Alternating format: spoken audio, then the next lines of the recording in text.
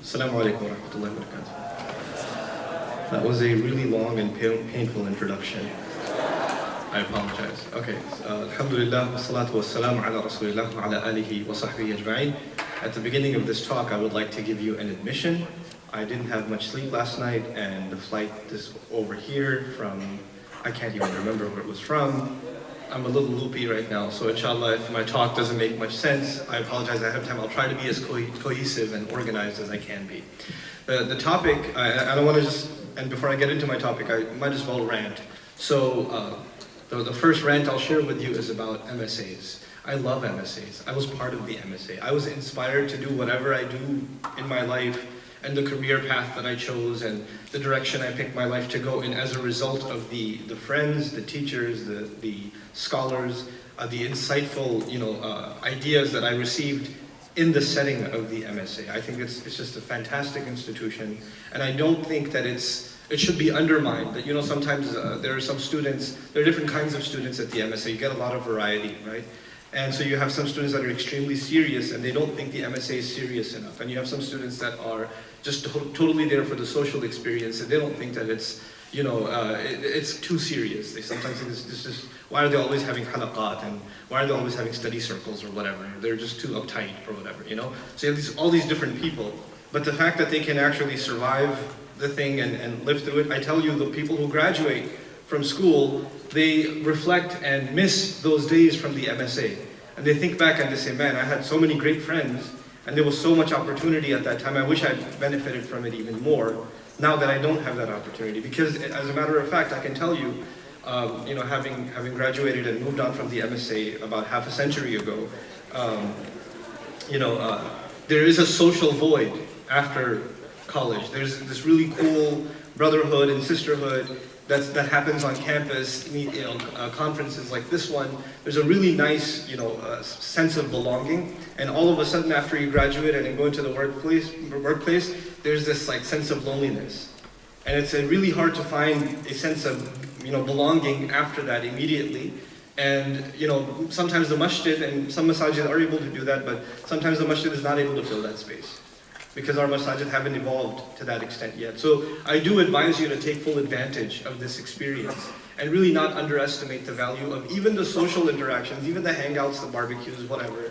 I don't even underestimate the value of them. As a matter of fact, to me, I think back and I say probably the most life-altering experience in my MSA days were the trips to the conference. I never attended any session. I don't even know what you people are doing here. I attended the sessions to sleep, like that guy over there. It's like that was me, okay? But it was just the conversations with brothers, just getting out of your mold. You're not in your normal scene anymore. You're getting out and you get to talk and open up. When you travel with people, you learn more about them. You get more annoyed with them than you've ever been before. And that's all part of, just growing. And that's really where I made friendships that even though we don't live anywhere near each other anymore, those same old friends, but they're still really the people I consider my genuine friends. The ones that I spent that kind of time with. And I make dua that Allah gives you those kinds of friends in your days in college, inshallah. Okay, so let's talk about success. I want to, like I said, I'll do my best to organize my thoughts on this issue, inshallah. The first thing I want to talk to you about is success is something that every human being vies for. It's not something that's exclusive to Muslims or Christians or Jews, or it's not even a religious thing. It's something that every human being has generally aspirations for. And actually sometimes there are people who are, they have a psychological sort of problem where they're not motivated to do anything. And that's actually a sort of a disorder, where they're not motivated to get up out of bed and go to work or find a job or go to college or do well in school and things like that. They're actually considered to have some sort of a disorder, because the natural disposition of human beings is to want to accomplish things. And this is something that's put inside our very nature by Allah. It's put inside of us. The want to accomplish, the want to do. In the religious sense and in the worldly sense. We're predisposed to do and accomplish.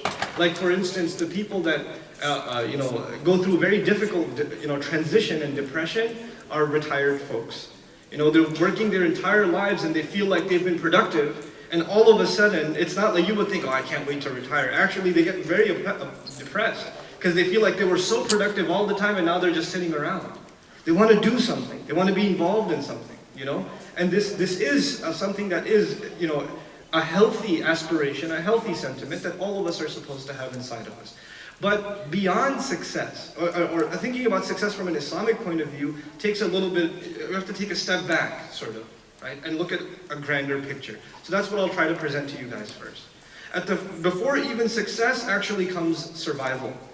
And survival is something that all creation, animals share with us. We have the instinct of wanting to survive, right? The bird goes out of its nest and wants to go get, you know, food for its young. And it wants to bring it back. And it wants to build itself a nest that it can protect itself from predators, it's high enough, and it's secure from the wind and things like that, right? Ants make their place to survive, the holes in the ground, etc. So you have this instinct of survival that even precedes the want of success. But of course, human beings, we're unique creatures, right? We don't just want survival. We don't just want to survive. By the way, if we just had the desire to survive, you would not see the cities and civilizations and the infrastructure around us that you see. This is actually all a product of what? The human want of more. The human desire to accomplish more. Because animals, if we were just like them and we only had the motivation to survive, then none of this would be the case. We don't need technology to survive, contrary to popular opinion. You know, we've been surviving before technology too. We don't need cars to survive. All of these things that we see around us, you know, you don't need the extensive wardrobe that you have inside your closet to survive. There are people who survive without that too.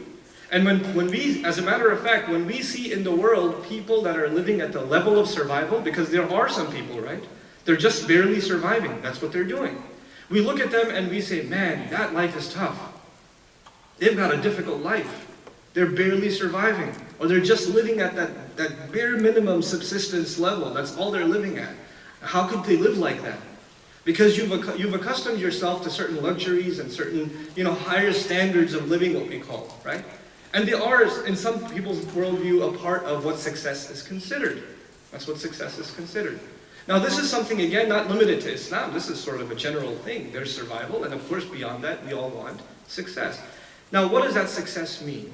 What that success means for, you know, the masses of people, most people, not all people, but most people, it actually means that they have certain hopes for themselves, and they're hoping to accomplish them within a given deadline.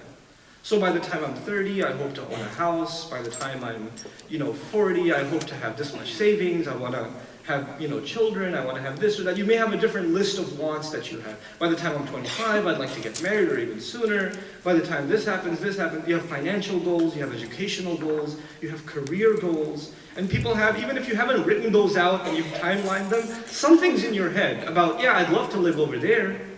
I'd like to have that kind of car. You know, the guys are driving by, the car drives by, and you don't have to say it, but the fact that you waited until it disappeared from the street, and you just kind of your eyes wouldn't get off of it, you know, the car that you really like, that just means that you have an aspiration to have that car. You're driving by a nice neighborhood and you see a house by the beach, and you see a lot of those in this town, right? You're like, oh. And you, for a few seconds, you imagine yourself living there. It just happens. Why? Because these are parts of human aspiration. And most people have that. Most people have at least the aspiration to attain certain worldly things, you know, to acquire them in life, and they're working towards it. Like you guys are going to school, so obviously you have an aspiration to graduate on time or early. You have the aspiration to go into continuing studies perhaps. You have the aspiration to get an internship so you can get your feet wet and get into the workforce, etc., etc. You know, you have some worries about the job market being tough nowadays. You have those things, you have those concerns. And you're working to, you know, to meet every standard and landmark and milestone of success that there is. And if you're Desi, your life is particularly difficult because no matter what you accomplish, you will be a failure in the eyes of your parents. Sorry, but you know. And I think to myself, you know, Salman Khan, not the actor, the guy from Khan Academy. And the guy from Khan Academy, Salman Khan, I imagine his parents telling him, why couldn't you just get a real job? Like, you know, total Desi thing to say, you know. So anyhow, so, you know, this is most people. Then there are some people, this is level 2 now, a step above. There are people who say, yeah, I want to accomplish some things for myself, but actually I'd like to do something for my neighborhood. I like to do something for my community. I like to do something for, I see a problem in my town, or I see a problem in my vicinity. I see there's one area I'm concerned about, it bothers me, and I want to work towards that. I want to help that cause. And that may be an environmental cause. That may be, you want to put a stop sign at the street, you think it's dangerous, you become an activist for that. You want to improve the school district. People are activists, you notice that, right? People come to town, you may not go to town hearings or attend board meetings at the district or the municipality, but there are people who do that. There are people who go there and participate and say, we want a neighborhood watch, we want this, we want the other for our communities. And they're keeping an eye on the crime in the city and, children's safety and all this sort of stuff. People become activists for a cause. Now, to them, success is not limited to themselves. They see success as some sort of improvement to society, right? Even in a limited framework, but it's something more than themselves. They live for something more than just themselves. And they find satisfaction in that. And by the way, accomplishing those things does not make them any richer. It does not make them, any higher status, socially speaking. But there's still a sense of fulfillment in doing something for others. And this is not most people, by the way. This is a minority of people that see themselves as wanting to participate in doing something beyond themselves. They're not just consumers for themselves, right? They want to be contributors in society. And then there's probably the most minute group of people. This is the third group of people. So I'm dividing people into three groups in this talk in the beginning, right? By the way, how much time do I have left? I have what? Did you say plenty of time? Did you just say plenty? 30 minutes? Okay. All right. Okay. Sit over there, and when there's 5 minutes left, just go like that. Okay. Don't give me the paper. No. Sit over there, let's do that, yeah. Okay. And the paper thing just throws me off. I forget where I am. I have complete amnesia when I see the paper, 5 minutes. And MSA staple, always put a smiley face on the 5 minutes. What is that? Where did you learn that from? Anyway, and there's one on yours, I know it, okay. So anyway, what was I talking about? Something about Ibrahim alayhi salam or something? What was I saying? How many kinds of people? 3 kinds of people. Desis, Arabs. No. How many kinds of people? People that aspire to do something for themselves, they have aspirations. People that aspire to do something for community. And then there's the third and probably the smallest minority of people. People that believe in an idea. People that believe that the spreading of an idea will make the world better. People that believe that idea is so powerful that if people are inspired by that idea, it will manifest itself in ways that they themselves can't even imagine. There are people that believe that the power of an idea like justice. If people become a believer in, for example, the concept of justice, that if they do become a believer in it, they will become activists in their own way. I don't have to dictate how they become an activist. It'll manifest in its own way. This idea is powerful enough to make the world a better place, one step at a time.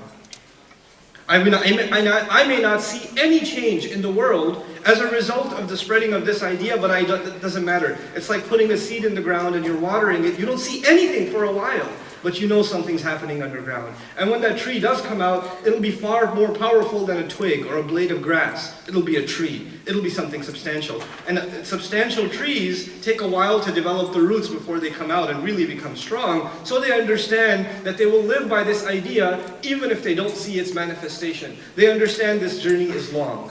And they understand that the gauge of success is not what they see with their eyes. It's not going to be what they see with their eyes. This is the smallest minority of people. And I'll give you the case study of these people. These are prophets of Allah. Alayhimu salatu wassalam. They were inspired with the idea, with the knowledge that God is one. La ilaha illallah. And that iman is supposed to lead human beings to hold themselves to a higher ethical character. And they're ready to deliver this message to as many people as possible in their lifetime, and even if they don't see any change. If you were, for example, to ask, when in sales they have sales reports, right? I'm the CEO of an organization, and I know what sales reports are like, or progress reports, and metrics and marketing and things like that, right? So you have a 6-month marker, a 3-month marker, a year marker. How are we moving? There's a chart of growth. If you were to have a sales report for Nuh alayhi salam, year after year, so how many people became Muslim? Right? 950 years. 900 years he's working at these people. How many people became Muslim? It's a flat line. It's a flat, and there's a little bump over there, and then it goes flat line again for another 100 years. It's a really bad sales report. There's no progress at all. If you look at the Prophet's own life, sallallahu alayhi wasallam, the messenger of Islam, Muhammadur Rasulullah sallallahu alayhi wasallam, and you look at the first 10 years, 12 years of his work in Makkah, you can possibly argue, from a visible standpoint, there's what, 100 people? People you can count easily? And what progress has been made? Things have gotten worse and worse and worse for Muslims as the years go by. But you know what it is? These prophets are inspired and committed to the idea of spreading something they know will bring good, even if it's a seed buried into the ground. And they're ready to give themselves for that idea. And they know that now what are the other two aspects of success that I talked about? It was for yourself, right? It was for yourself, and it was for your community. They understood that if you instill this idea, then people will have the right definition of what it means to have success for themselves, and they will have the right definition of what it means to have success for your community. It is the right idea that will shape all other areas of success. And people will really become successful then. They'll really understand how to see the world properly. It's a beautiful thing, this mission of the prophets. It's such a difficult thing though. It's so difficult. Because the idea that they came with is not a simple philosophy.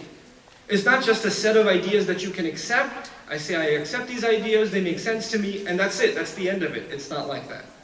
These ideas are, and I don't like to use the word radical, but they demand a huge transformation on behalf of a person. Not just in how they think but rather how they plan their life, how they're going to live their life. The idea here is the ultimate success for you is to make your creator, your master, the one who loves you more than anyone else can ever love you, the one who cares for you more than anyone else can ever care for you, to make him happy with you is the ultimate success. And every other success you vie for in this world better submit to that idea. So your career goals should submit to that idea. Would my master be happy with this? Would he be happy with this? Would he want this for me? And even if I want something for myself, and I'm not a person who doesn't want something for myself, and you're not someone who doesn't want something for themselves. We all want things for ourselves. You know, I want things for myself, I want things for my children, I want things for my parents. I want those things for them. But whatever I want for them, it's like I go back and say, well, if I want this for them, how can I make sure that they understand that this thing I want, like I want to buy my child a toy, right? Or I want to buy my parents a house, or something like that. How can I make sure that they never see that the house itself is success? That's not success. The house is just a means by which they can live comfortably so they can serve Allah more. Because none of the things we have here are the reasons for which we're here. These are just means to a larger end. And the larger end is the pleasure of Allah. This is a very powerful concept. I know it sounds, easy, I want to please Allah, that's it. No. It's actually quite transformational. That actually means that if you are going to become, and some of you are going to go to med school students, show of hands? A few of you, okay. So you guys you're not just going to become physicians. You should be CEOs of hospitals. Why not? You should be running things. You should have networks of clinics that you're in charge of. You're going to get there. And when you get there, you don't say, yeah, well, I've accomplished a lot. Actually, no, I accomplished this so I can do something for Allah. I accomplished this. This was not the success. This was just what I wanted to enable, give myself more and more capability so that I can put it to work for Allah. I didn't become this way for my own sake. There are people, as an interesting example, and this is something the Muslim world is facing and suffering from. And we're not alone in this, but I'd like to beat up on ourselves first. We have this extreme problem of selfishness and self-absorption. I'm Pakistani from descent. I know some things about Pakistani society, just to give you an example. In Pakistani society, if somebody is up and coming, if somebody is becoming successful, then people around him want nothing more than for his success to disappear. They can't wait for him to be torn down. It's just a thing. It's just a cultural thing. You don't, and, and successful societies, you know what they do? They take failures and they keep encouraging them until they become successes. And what do some Muslim societies do? They take successes and they keep tearing them down until they become failures. Right? They can't see other people coming up. Why? Because there's this thing, if I can't have it, why should he? Everybody's out for themselves. Politicians in the Muslim world, business people in the Muslim world, cheating the monies of people. Corruption at rampant levels, all because of what? Because if there is some good coming, it better come which way? My way. And if it comes my way, it's not because I will do something else with it, no, it's for myself. It is for myself. I will amass so much wealth, stealing from the taxes, stealing from the monies of the poor, and I will make so many mansions and I'll buy entire islands. I will do that not because I can even if I spend 10 minutes in every room I own, I won't be able to see all my rooms that I own, all the properties that I own, but that doesn't matter. I'm just here for me.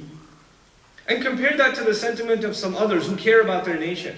I'm really inspired by this one story. Under Mughal rule, India was ruled by the Mughals. And one of the Mughal rulers, his son got extremely sick. And these are Muslim rulers, they lived in abundant wealth. And he's trying to get physicians to help out his son, and he can't find anyone. He can't find anybody. So he actually calls for a physician from England. And so the physician is imported from England, chubby guy, treats his son. After a couple of weeks, the son is improving. So the ruler is so happy with the physician, he says, he's kind of chunky guy, so they say, weigh him and give him his weight in gold. That was how he was gonna pay the physician. And the physician turns around and says, I don't want that gold. How about this? How about you open ports at your nation, the seaports, for trade with my country? If you can do that for me, I'm happy. So which Muslim would do that? Like, let me help my people, instead of making some money for myself. You think, you see? This is the difference. Somebody's thinking about someone higher than themselves. And I'm saying, and that physician was a patriot. He loved his nation. He wants his nation to prosper and engage in more trade, and that's his agenda. But for us, our agenda is serving Allah. It's even higher than an allegiance to people. And through serving Allah, we just want what's good for people. We just want what's good for people. What does Islam really want? And how are we going to give Islam, this powerful idea, to the world? That's what I want to share with you today in the last bit. If we can instill this idea, and if all of you can own this idea, I am confident that you are going to be successful people, inshallah ta'ala. So here's what it is. The Messenger of Allah, sallallahu alayhi wasallam, received revelation at what age? 40. At the age of 40. Before that age, was he involved in his community? Yeah. He was helping the needy wherever he could. He was helping the oppressed wherever he could. He was resolving some of the biggest conflicts that were happening in Mecca because people saw him as an honest, neutral party that will judge matters in a fair way. So people came to him when they had a dispute.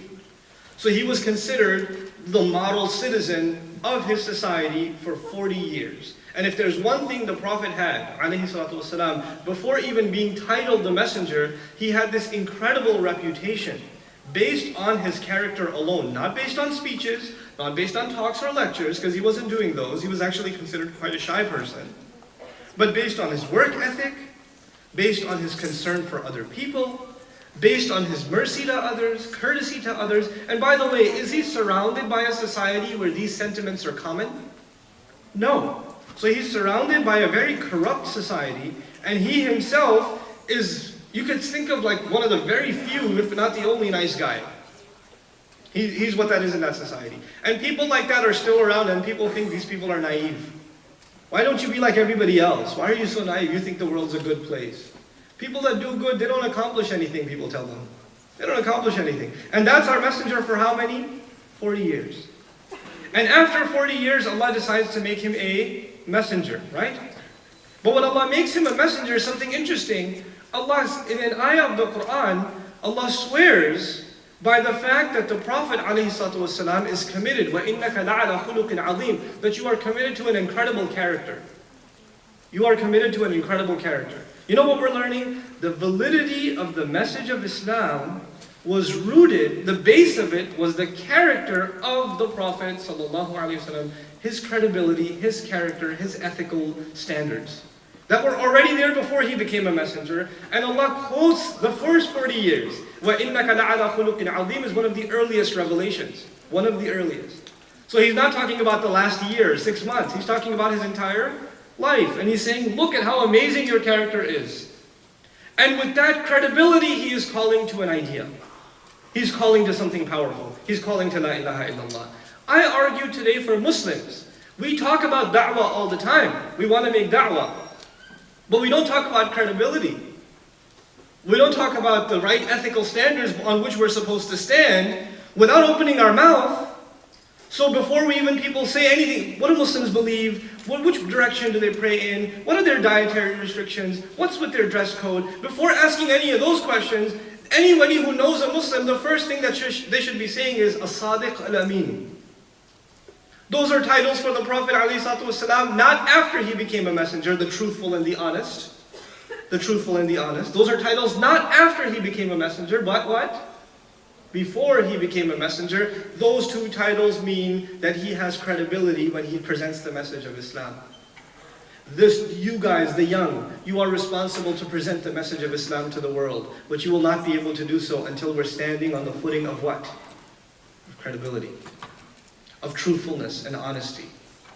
When you hold yourselves to higher standards, the world is corrupt. The industries that you are going to join have corruption. The medical industry has corruption. The engineering industry has corruption. The corporate environment has corruption. There are deals that are made. You know, if you're in the tech industry, there are people that are contractors, and they get $500 an hour contracts or $400 an hour contracts. And they know that they could be doing this contract for 1/3 of the price and 1/10 of the time, but since there's a big corporation signing off on the contract, they inflate the hours. And you're in that company, and you just got your master's, and it's going to pay good money. Now this is legal, it's legal, but it's not ethical. And because you're a Muslim, you can't just sit by and let that happen. You can't do it. There are you're going to work as in finance. You're going to work in the insurance industry, and you're going to see the way loopholes are found to deny people their claims. You're going to see that. And you won't stand by it. You will not. You will fight against that in your industry. Why? Because you're Muslim, you have to hold yourself to a higher ethical standard. Yourself and others. Yourself and others. This is where people will see what Islam is. The talks, the lectures, the videos, that will just be back and forth, back and forth, back and forth. The one thing nobody can ever deny, the one thing that nobody will ever be able to discredit from our Prophet ﷺ is his ethics, is his character. And the one thing I can argue safely that the ummah, the Muslims, are almost entirely missing is an ethical foundation, is a character foundation. We don't have ethical behavior in our MSA meeting. We don't have it in our masjid board meetings. We don't have it in our households. We don't even have ethical interactions when we're dealing, marriage proposals. We don't even have ethical interactions in marriage proposals.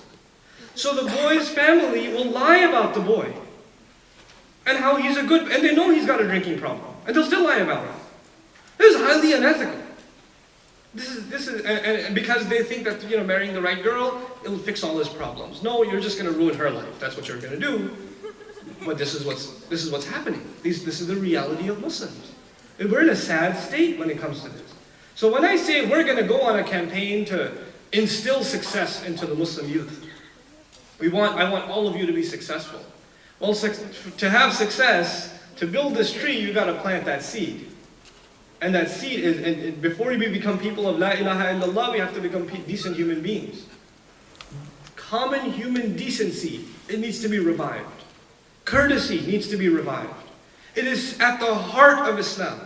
What Allah Azza wa Jal tells us, what Allah tells us in the Quran about Islamic laws. I've said this in multiple talks now, but I think it's an idea worth spreading. And it's important for all of you to understand. When somebody sees, like Santa Barbara probably does not have a big Muslim population, right? So you see an unusual number of, let's just say, exotic people today on campus. Okay? So now when somebody else sees one of you outside and thinks, are they Muslim or something? when they see that, what do they see? What do they see about you that makes them think you're Muslim? Dress, perhaps? Maybe your prayer? Huh? Your what? Salams? Maybe swag? Okay. All right. That might be contestable, but that's okay. You know? First I thought you meant slacks. I was like, an Islamic thing? I don't know. Maybe it's a California different fiqh. I don't know. But anyhow, so they see these obvious things, right? Clothing, and maybe you work with somebody that dietary restriction, prayer breaks. These are the things that are like, okay, this is a Muslim. This person's a Muslim, right? I mean, for me, at the security checkpoint, Muslim, okay? I don't have to have a turban on and like be reading a mushaf or something. I just look like me and I'm like, hey, sir, special screening for you. Okay? So anyhow, these are the obvious indications that somebody's a Muslim. But the interesting thing is that prayer, as we pray it 5 times a day, was revealed a few years later. Alcohol prohibition was revealed about 10, 12, 13 years later when the Prophet moved to Medina. And the final prohibition actually even came 15, 16 years.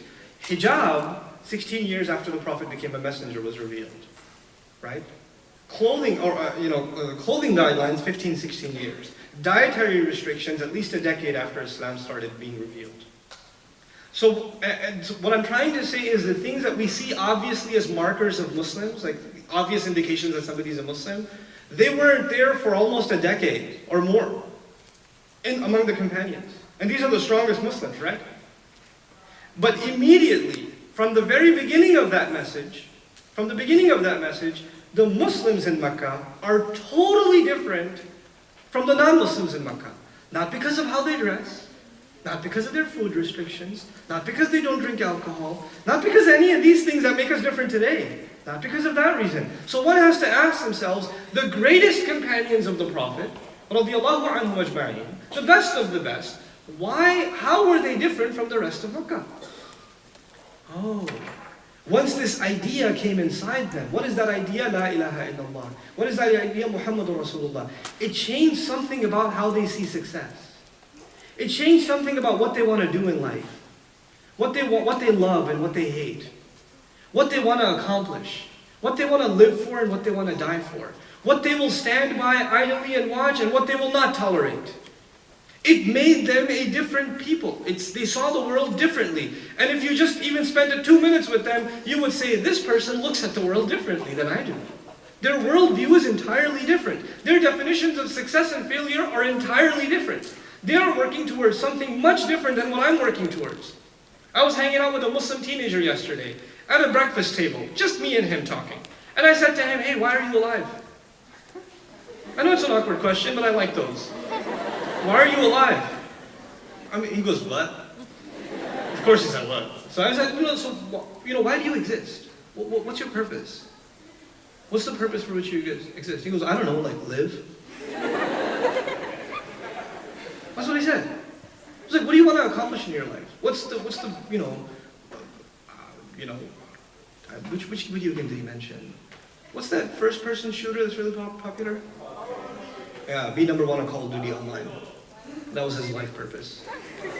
What do you want to accomplish? Be number 1 on Call of Duty? Okay. I want to be able to do 100 push-ups in a row. Cool. It's pretty cool. Pretty awesome goal.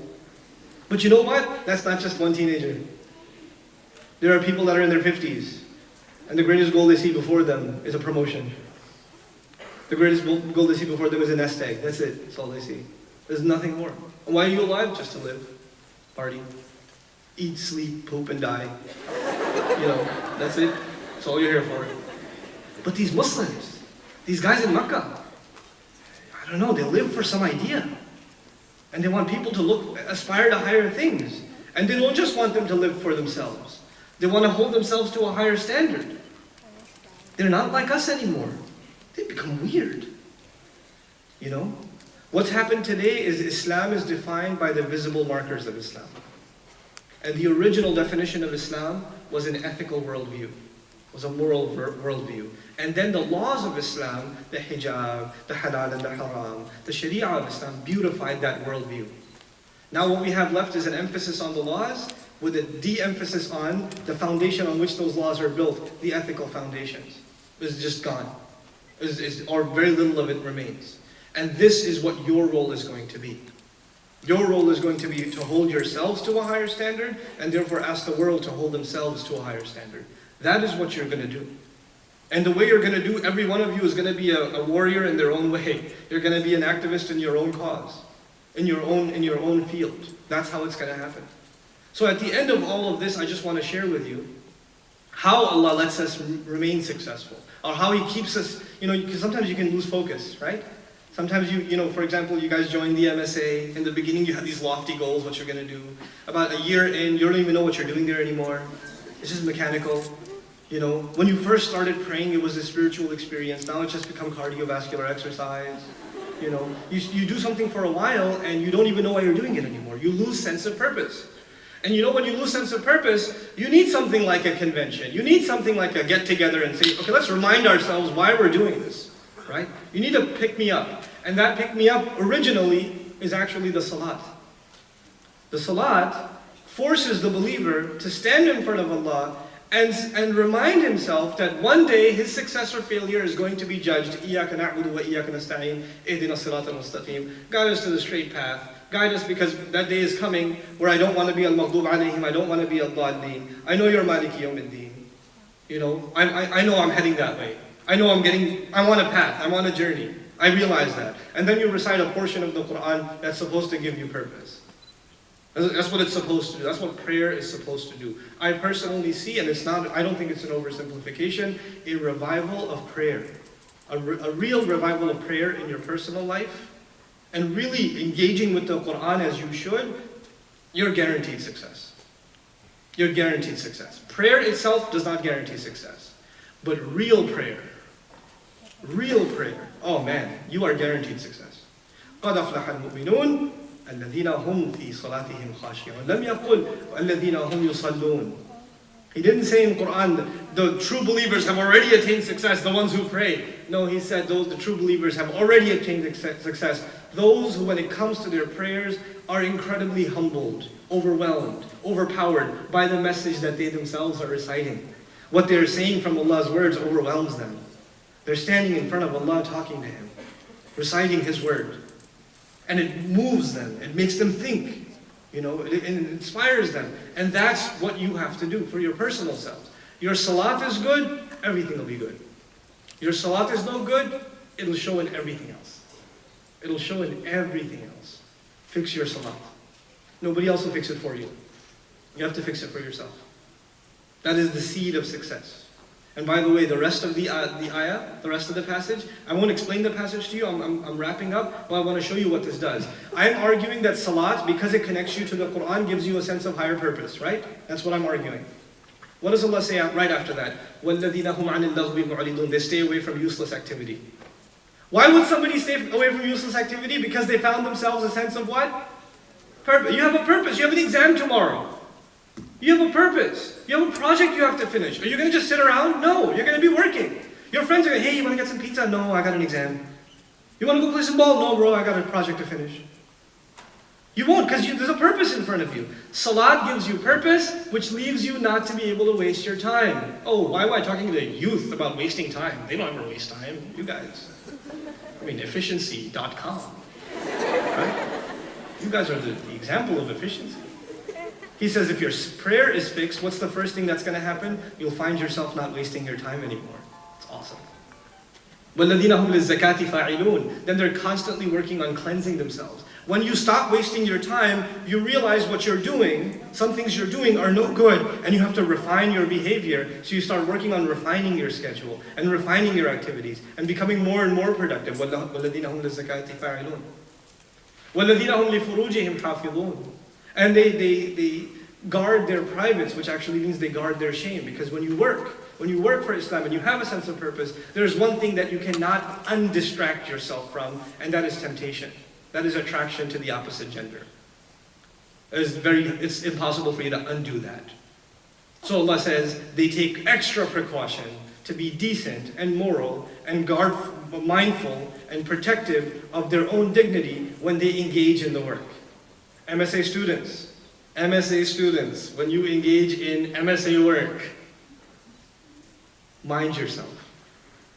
Don't be too chummy with the brothers. Don't be too friendly with them. Don't do that. You have a higher purpose. You're distracting yourself.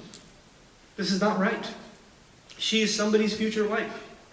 You're like, well, what about me? Well, how many are you going to say that about, man? Every 10 minutes, that one could work.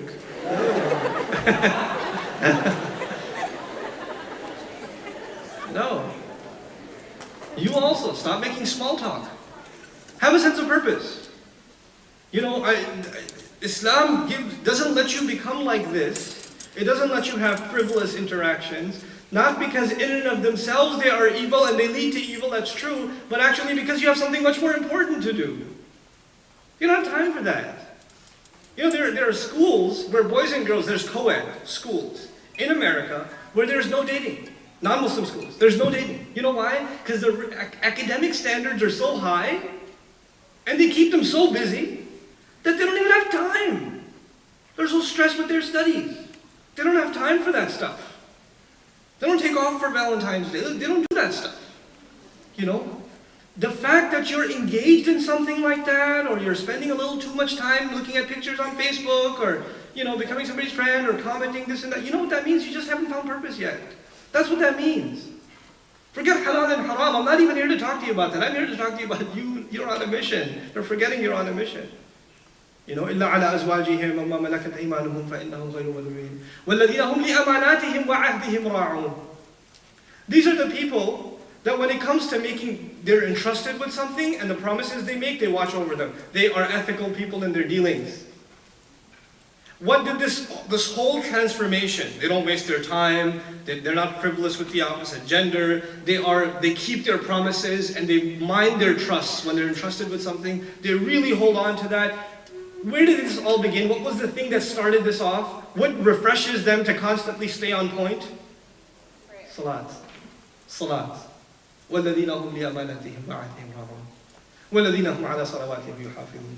Those are the people that when it comes to their prayers, they guard them. Because the prayers lead to everything else in success. So they go out of their way to make sure I can compromise this meeting, I can compromise that game, I can compromise anything, I will not compromise my prayer.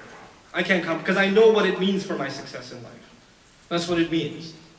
And then Allah says, أُولَٰئِكَ هُمُ الْوَارِثُونَ الَّذِينَ يَرِثُونَ الْفِرْدَوْسَ. These are the people that inherit paradise. The highest level of paradise. These are the successful people. These people are successful. There are thousands of dollars paid to seminars that are about success. Self-help seminars, success seminars, entrepreneur seminars, where somebody says, I've made $1 million in 2 months. Let me tell you how you can do it. Pay me $3,000 and come attend my success seminar. What he will tell you there is, I've been selling success seminars and that is my success. You know? But anyway, people go there, pay lots of money to go listen to how they can become a success, and at the end of the day, you know what he's saying? I need you to get up in the morning, and I want you to pay attention. And I want you to focus and not waste your time, and stay on point. I'm talking like that because I live in Texas. Okay? That's how my barber talks, technically. Okay? He'll tell you just this, mind your time, don't waste your time, stay on target, everything you do has to have a purpose, etc., etc. Allah already told us all of that. And you don't need a seminar, you just need salat to remind you, to refresh you. But if salat is real, if your salat is a joke, then none of this even begins. None of this begins. This process doesn't even begin. These are successful people. You, inshaAllah ta'ala, will be successful people if you make prayer a priority.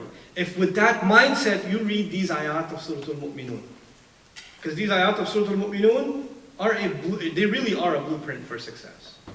As I leave you, I'll leave you with a rant again. This one's a silly rant, but that's okay.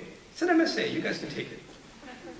So I've been involved with MSAs for many, many, many, many years. And MSA conferences, whether they're in the Midwest of the United States, whether they're in the East Coast of the United States, or the West Coast, it doesn't even matter. There's one common thing.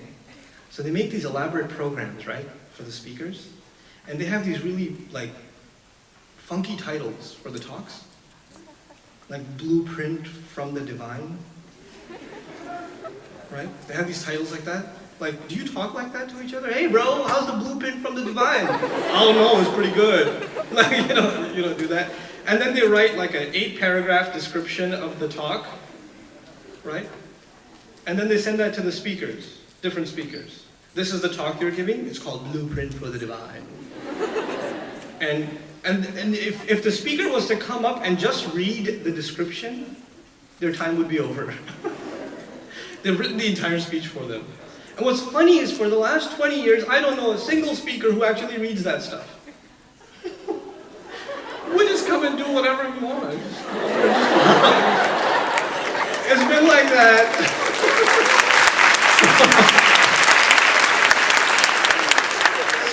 So my thing is,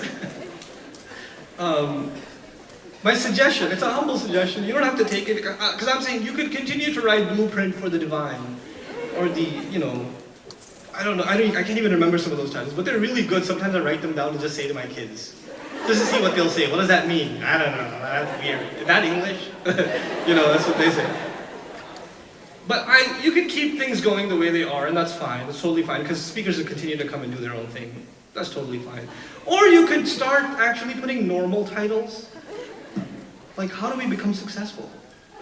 Hand, okay. Now the question is, time's up, yeah. Okay, how do we become successful? Or like, Islam stuff with Brother Nacmaan, or, like, keep it simple, something about marriage or something. It's okay, just use titles that people actually use in life, instead of these elaborate, overly descriptive literary masterpieces that you write that, you have to, like, analyze them in literature class, etc. So you don't have to do that, inshallah. But I'm not dissing the efforts and the person who wrote the description. Hey, don't feel bad. Totally. Not mad at you. But it's been going on for 20 years. It's not going to stop anytime soon. By the time you have a board meeting to address this issue, you will all graduate. And the next batch will come in and they'll do it over again. So it's okay. This is totally fine, inshallah.